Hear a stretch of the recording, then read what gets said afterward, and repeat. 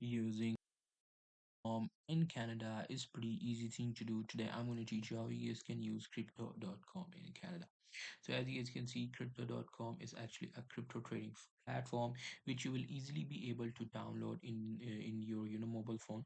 So you just have to download the app by Play Store or App Store, and then you have to, if you don't want to do that, you can visit their website and scan this QR code by your phone camera, and you will be at the page where you will easily be able to download the app. Now, as you know, it is a trading platform which allows you to trade crypto. Now, if you want to use it in Canada, the process is pretty basic. Just download the app and start using it in Canada. Just because even if I, tried finding it on the Google, is crypto.com available in Canada? Is crypto.com available in Canada? As you guys can see, I already searched it, and as you know that it offers a zero fee, and it is available in Canada, so you won't have any problem. You just have to download the app and start trading. So that's pretty much it. That's how you'll be able to do it. Hope you guys find this video helpful.